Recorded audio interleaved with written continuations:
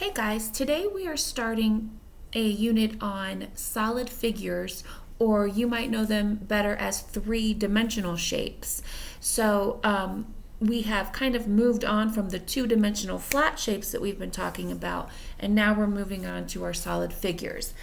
I attached a paper that I want you to follow along with. It looks like it's from your book. Unfortunately, you don't have those pages in your book. So I went ahead and I attached it so that you can follow along. There's nothing really to do on it. It's just a resource for you that I want you to read and follow along as I go through some of it. First of all, we're going to look at this, okay? You're going to see a couple new vocabulary words, but that's okay. First of all, let me get this situated here. The first shape that you see there is a cube, okay? This shape right here is a cube. And a cube looks like it's made up of all squares. Well, on these three-dimensional shapes, there are things called edges and there are things called faces. An edge is just what you would think it is, right here, this line. That's the edge of the cube. This is the edge of the cube.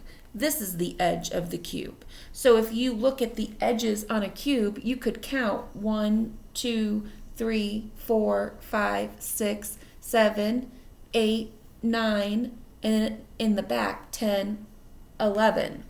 And then up would be 12. So 12 edges for a cube. And then if you look at the definition, an edge is where two faces meet. So anytime let me tell you what a face is. A face is the flat surface. So a face, if you just look at the face, that would be this front square. That's what you're used to looking at, right? Well, we put all of these faces together to get this cube. Every time you see a flat square, that's a face.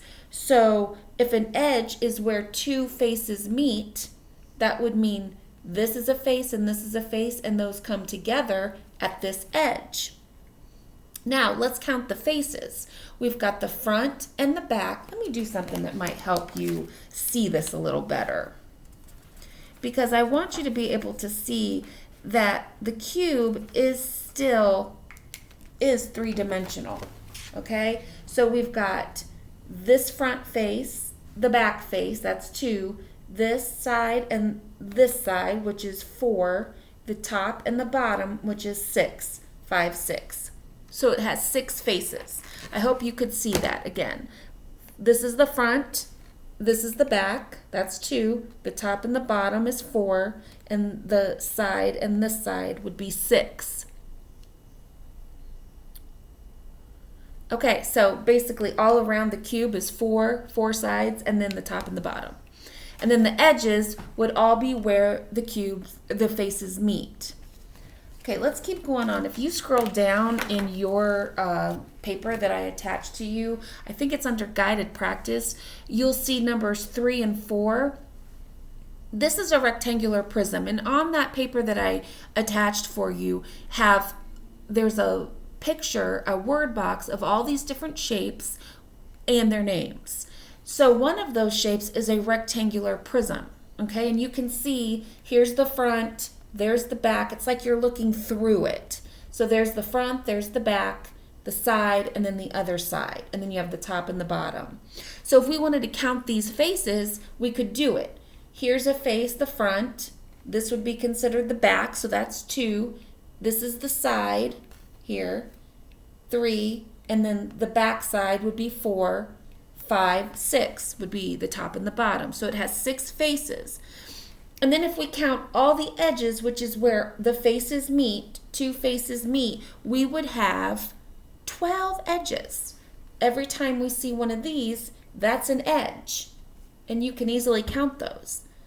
Now the vertex, we've had that word before. We've been looking at vertexes, and we've always said that it's where 2 lines meet.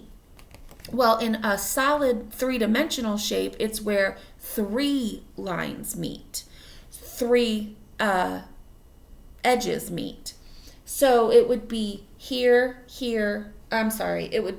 this would be a vertex right here, because it's 1, 2, 3. Those are 3 edges that come together and meet. Let me show you again. It would be this right there. Let me just circle that for you.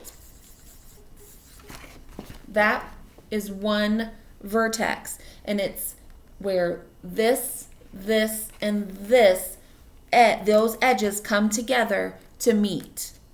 I hope you see that. So for this rectangular prism, you have 8 vertexes. Now it gets a little different when we go to number 4 because we're looking at a cylinder. In a cylinder, they have faces, but they're called circular faces, obviously, because they are a circle. So you've got 1, 2 circular faces, but you don't have any edges because this is rounded. And you don't have a vertex because you don't have 3 edges that meet, because you don't have any edges at all. The same is true for the sphere. The sphere has, it would be like a ball that you're holding, a circular face that's in the middle, which you normally don't see, but it doesn't mean it's not there. That would be considered one circular face. No edges, no vertex. So what you're going to do is you're going to fill out the Google Doc that I make, just trying to identify some of the faces and the edges and the names of some of these solid shapes. Use that paper that I gave you because it will be a great resource. Talk to you soon. Bye.